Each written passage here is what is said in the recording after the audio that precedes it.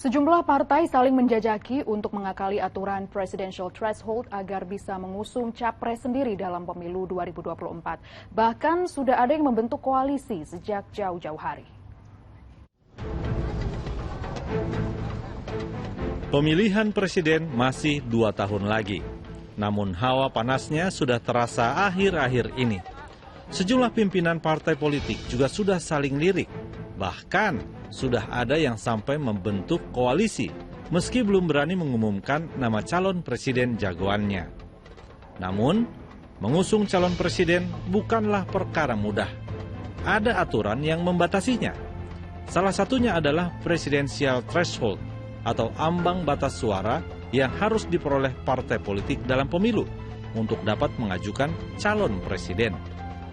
Di Pilpres 2019, Undang-Undang Pemilu menyebutkan partai atau gabungan partai yang bisa mengusung capres paling sedikit harus memiliki 20% kursi di DPR atau 25% suara sah secara nasional dalam pemilu anggota DPR sebelumnya.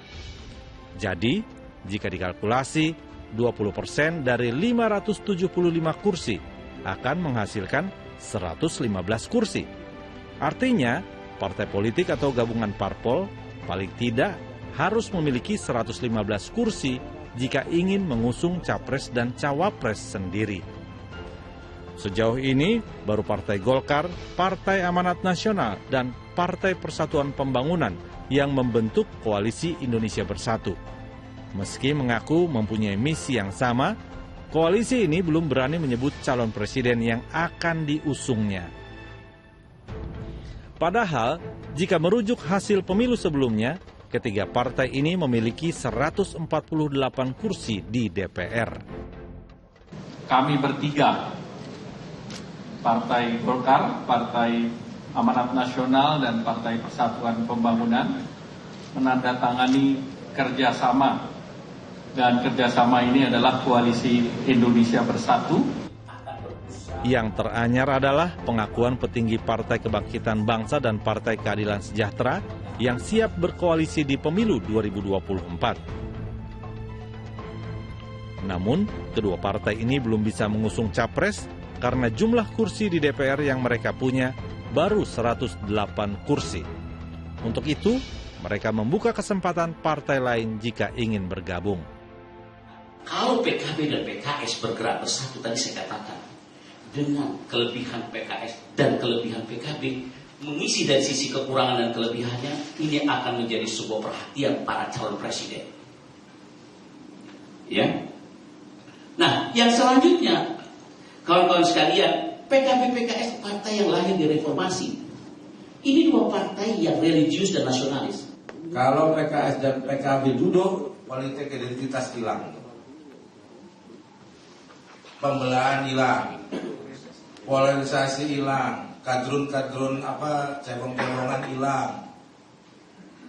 Yang diinginkan masyarakat hidup perut kenyang, anak-anak bisa sekolah, kesehatan terjamin, masa depan Indonesia terjaga. Satu-satunya partai yang bisa mengusung capres adalah PDI Perjuangan.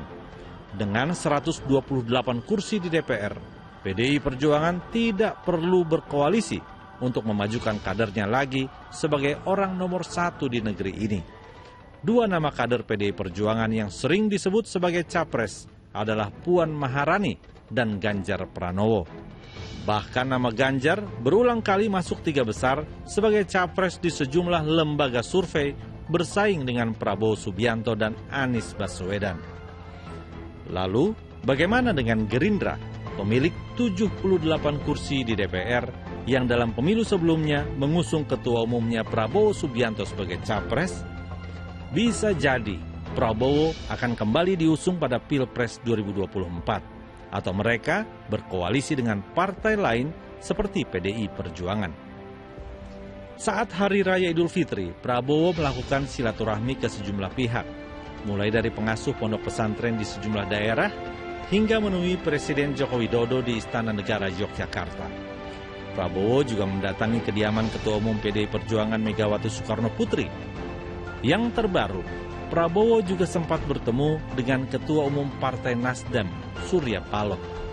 Terakhir, Surya Paloh juga mengadakan pertemuan dengan Ketua Majelis Tinggi Partai Demokrat, Susilo Bambang Yudhoyono. Kalau menurut saya memang arahnya Nasdem ini lebih ke mendorong sebuah koalisi baru yang berbeda dengan koalisi Indonesia Bersatu. Jadi kalau kemudian kemarin Surya Paloh bicara dengan Pak SBY sebelumnya sama Prabowo, mungkin ini lebih menginginkan ada sebuah koalisi baru yang memang bisa terbit atau bisa muncul di dalam perpolitikan. Meski sudah menyatakan berkoalisi dan saling menjajaki, bukan berarti mereka akan mengusung capres yang sama dalam Pilpres 2024. Semuanya masih bisa berubah, karena sekali lagi, tidak ada kawan dan lawan yang abadi dalam politik. Hanya kepentinganlah yang membuat mereka akan berkoalisi nanti. Tim Liputan 6 SCTV melaporkan.